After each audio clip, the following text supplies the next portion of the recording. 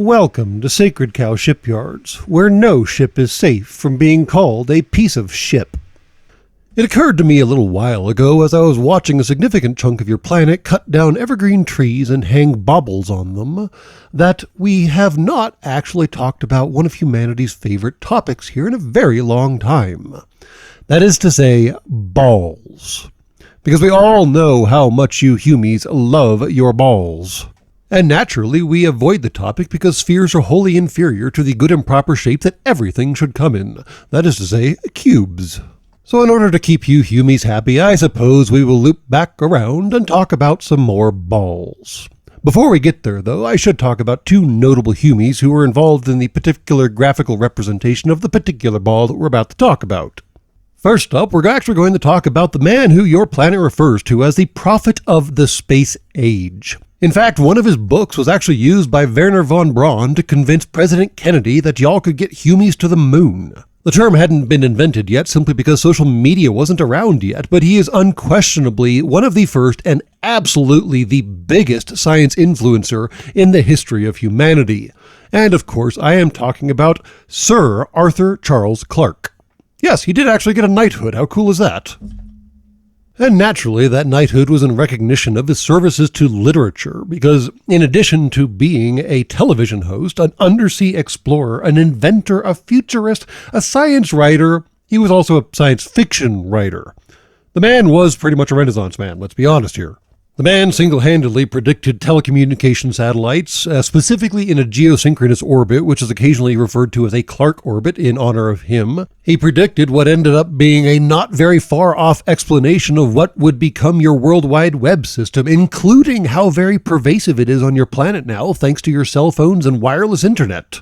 Hell, I'm not even sure if he's the first person in this particular case, but he even predicted a personal handheld device into which you could punch numbers and call anyone in the world, complete with a GPS system built into it, so that no one need ever again be lost, in his own words. The man was not only a certifiable genius, he could see where things were going from a very long time before they happened. I mean, for crying out loud, the man was born in 1917 and died in 2008. But along the way, I should at least mention that your science fiction does seem to have a fascination upon having 3 laws for certain things, notably the 3 laws of robotics. Technically 4, but we already talked about that, and never mind. Regardless, Arthur C. Clarke had his own 3 laws. The first: when a distinguished but elderly scientist states that something is possible, he is almost certainly right. When he states that something is impossible, he is very probably wrong. The second: the only way of discovering the limits of the possible is to venture a little way past them into the impossible. And the third, which I feel certain that everyone here has heard: any sufficiently advanced technology is indistinguishable from magic.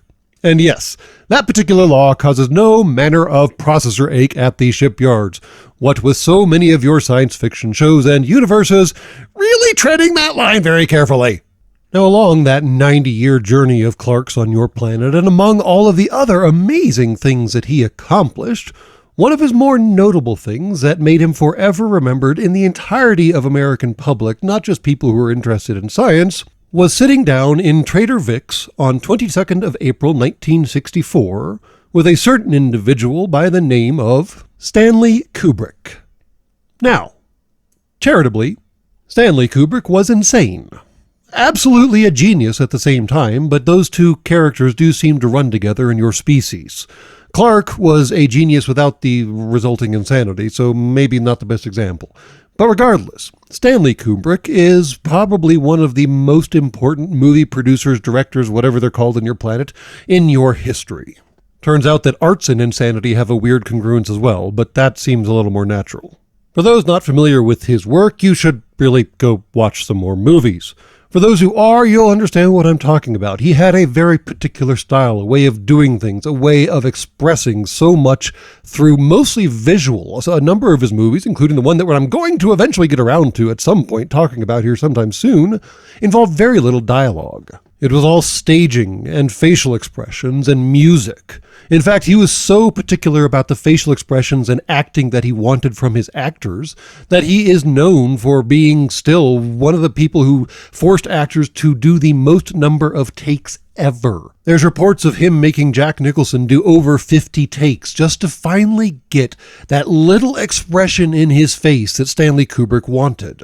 But for as amusingly artsy-fartsy as his movies might be described, he had a particular response to people who would always come up to him and ask him, "What did you mean by that?" Now granted, the first part of his response was borrowed from T.S. Eliot, but what a great place to borrow anything from. But anyways, his exact quote is, "I meant what I said. If I could have said it any differently, I would have." What a marvelous way of approaching those navel-gazing sophonts who always wonder if the curtains being blue means something other than the fact that the curtains are fucking blue! Anywho, after Stanley Kubrick wrapped up production on the absolute mindfuck that is Dr. Strangelove, or How I Learned to Stop Worrying and Love the Bomb, he decided he wanted to do something about extraterrestrial life, which was a topic that was still fairly new for cinema at the time. And after a whole long process, because I imagine his artistic process must have been amazing, he finally settled on the idea of reaching out to Arthur C. Clarke and seeing if he might be willing to collaborate on something. Sir Clarke's response was that he was frightfully interested in working with that enfant terrible. Yeah, that's a good phrase for Stanley Kubrick, I guess. And 4 years later, the movie 2001: A Space Odyssey was born. Now, interestingly, the movie is, as movies tend to be, based on a story, but it is based on a short story by a different name. The novelization of 2001 was actually written basically in parallel with the script by Arthur C. Clarke, and there are some differences and some congruencies, but it is interesting that the book doesn't technically predate the movie, which is something of an unusual feature on your planet. But the movie, the movie. There's got to be a reason that the USA and Library of Congress selected it for preservation in the National Film Registry. It's widely regarded as being one of the most influential movies ever made, both on cinema, on storytelling, on production, on basically everything. Frankly, if you don't know about this movie and you're listening or watching to this channel, you should really go fix that. In fact, just pause this episode, go watch the movie, and then come back. It will all make a whole lot more sense once you've actually seen it. Plus, if you haven't seen it, the odds are fairly decent that you are relatively young, and I would love to see your reaction to the Pan Am spacecraft, because that would just be hysterical. But enough about the movie and the production of the movie and the people behind the movie and all the rest of that nonsense. What exactly am I talking about in this episode? Well, the good news is that there are, in fact, 4 balls to talk about out of 2001. Now, we're only going to talk about one of them, but coincidentally, that also means we're going to be talking about 3 of them. It's a little confusing. The first ball is the Discovery herself. This is the main ship of the movie. This is the ship that carried HAL 9000 on it, or at least one of the HAL 9000s. And yes, it is, in fact, a ball on a stick. Just one ball, though, so there's that small problem. But anyways, inside of the Discovery, on the bow, in fact, the ventral bow, are stored 3 extravehicular activity pods, otherwise known as EVA pods, and these are the topic of today's episode. These pods were how the Humies on the Discovery planned on doing basically anything outdoors. Sure, they had spacesuits and all the rest of that nonsense, but the EVA pods were actually designed to be self-contained atmospheres. You could operate them in your shirt sleeves if you wanted to, although that's typically not a good idea when you have a homicidal AI who can take control of them at any time. I guess they didn't technically know that the AI was homicidal when they were using the pods, and I guess technically 2001 is kind of the foundational movie behind the whole, all AIs are eventually going to go corrupt and try to take over the world and kill all the humans. You know, the theme of basically every movie that involves AIs anymore in your universe. And I wonder how much influence 2001 had on that entire thing, but separate conversation. Anyways, I know this will upset a lot of Trekkies, and I find myself having difficulty giving, credits and so on and so forth to a semi-spherical design, and, it's a sphere. It's a ball. Please excuse me while I go gag myself. Anyways, what I'm trying to say is that, When it comes to an EVA-type vehicle for a Hume-type space vessel, the EVA pods from 2001 are what come to mind. And yes, understand how much that pains me to say. Why, you ask? Well, first of all, they are basically spherical. And yes, I understand that due to your limited concept of metallurgy, spheres are much better than cubes for your, again, pathetic concept of construction. Especially when you're trying to hold something in or hold something out. And in this particular case, you're trying to hold something in. And yes, in that case, given your absolute caveman level tech, spheres work. And yes, I'm even including the 2001 futuristic tech under the heading of your caveman level tech. Because let's be honest here, you ain't got nothing.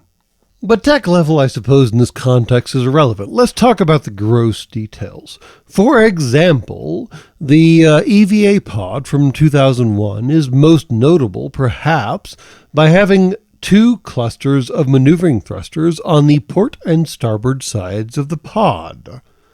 It had 4 aft, ventral, dorsal, and side-to-side thrusters, all built into those thruster arrangements, and it technically would have been better for those thrusters to have been replicated on the dorsal and ventral side to the pod, but still, with those 5 directional thrusters on left and right sides of the pod, you can get pretty much where you need to go.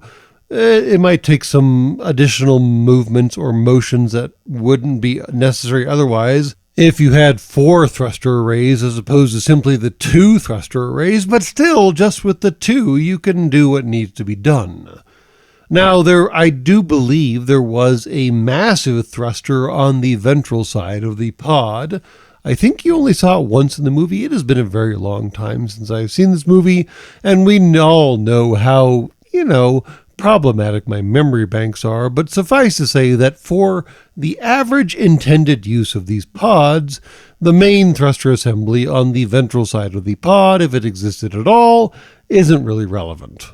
But even beyond the thrusters, someone had to put some effort of thought into this entire system. For example, the pod is most notable from the front side by having 2 arms, just like Hume's. Where it differs from Hume's is it has 4 hands. Well, that's interesting, but it also gives it more flexibility, literally. It gives it the ability to hold on to more things and travel them across space, which is actually a challenge.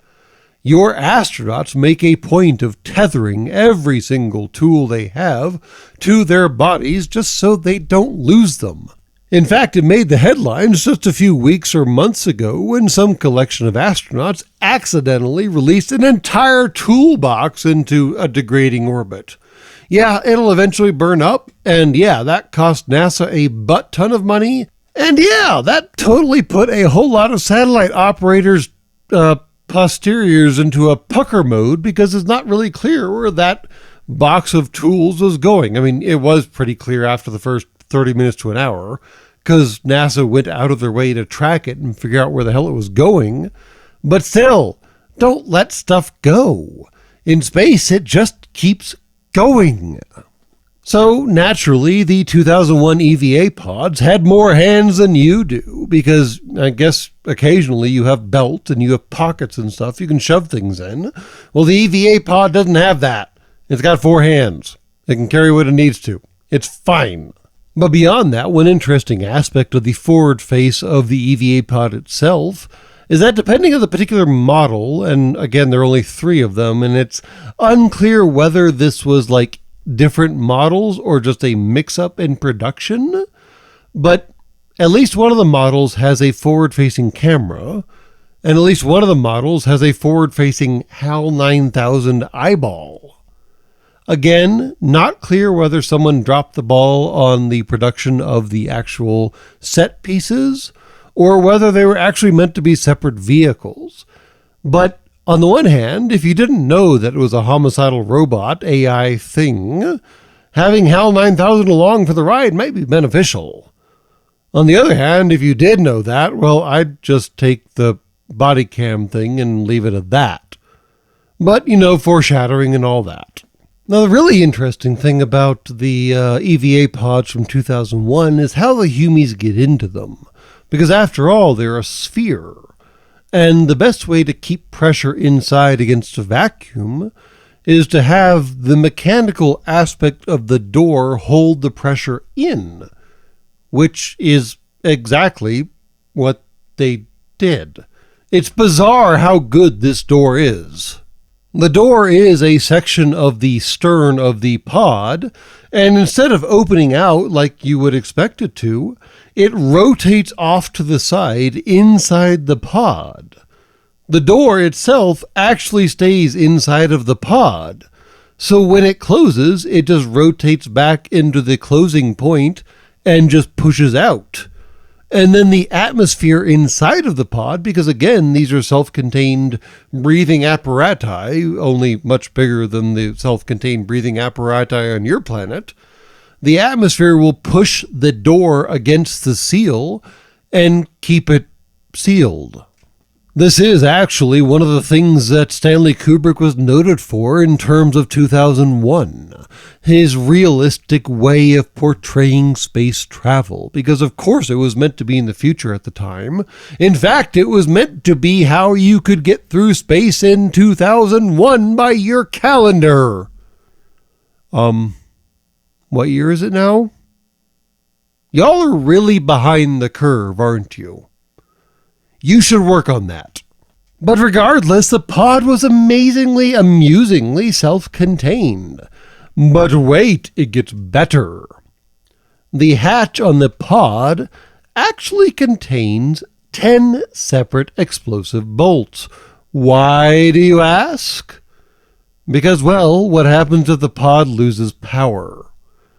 And suddenly all of that pressure, those 14.7 pounds per square inch on the inside of the pod pushing out, are still pushing out and sealing that door closed.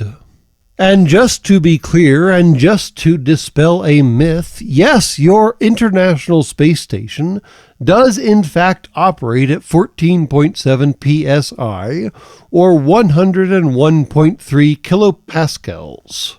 In other words, the same pressure you experience at sea level on your planet, so there is no reason to believe that the Discovery would be operating at any less pressure.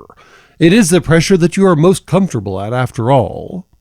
But given that pressure, and even though the door does still rotate, the pressure is still pushing it against its seals, which is still holding it closed.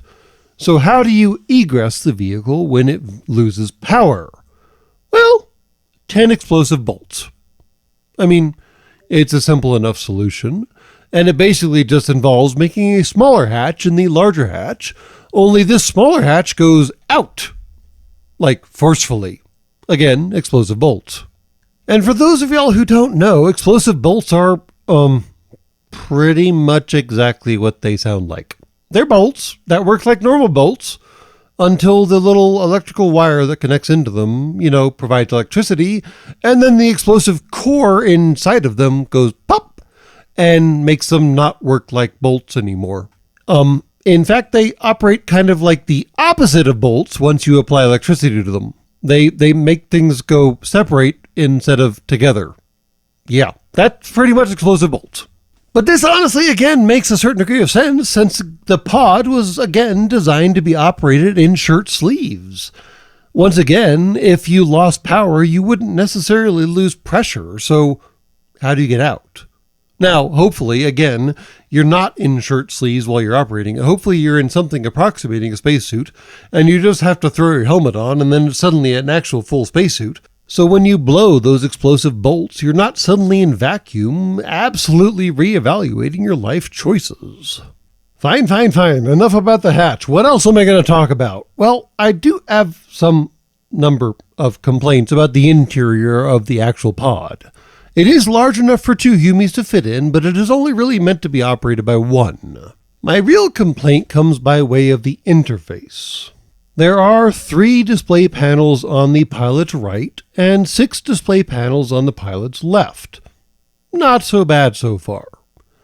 Except there are 500, possibly more, push buttons throughout the entire cockpit.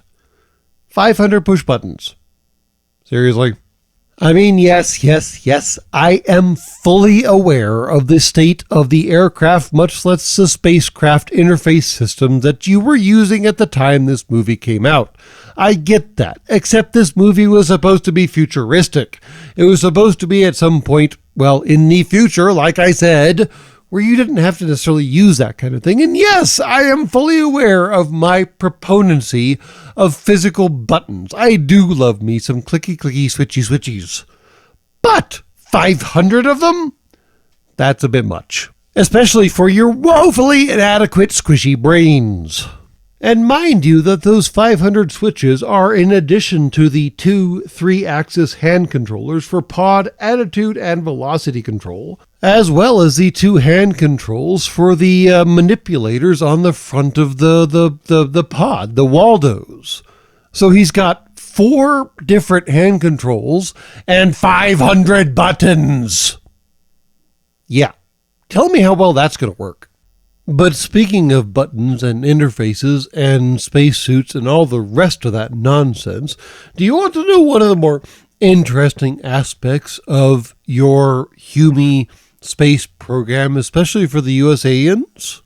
One of the things they did on your planet Earth while the HUMI was in a spacesuit but still cooled, because, you know, spacesuits are heavy and warm, so this particular USAian was placed in a chair that had supplemental cooling to keep him, you know, alive. And then they presented him with a ring of buttons for all intents and purposes. And he had to push these buttons as far as he could possibly reach them. And this was literally the point of the exercise, to determine how far an astronaut in a spacesuit could reach. And I know this wasn't the point of the 500 switch interface of the EVA Pod from 2001, but damned if it doesn't remind me of that concept.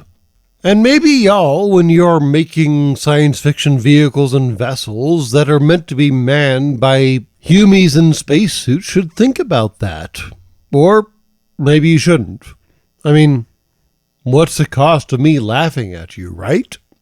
But anyways, there. I finally got around to saying some positive things about a ball. I mean, I guess I technically have said some positive things about a ball before. We've talked about balls here before.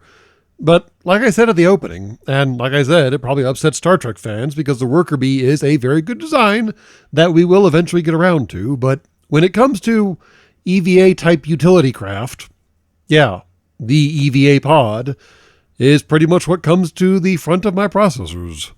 Not only for the cultural impact of the movie itself, but also just for the general purpose utility and intelligence of the design. Aside from the buttons. All the fucking buttons. And that's all from Sacred Cow Shipyards. Please be advised that any ship left on the docks for more than 24 hours will be compressed to a cube at the owner's expense. Have a nice day.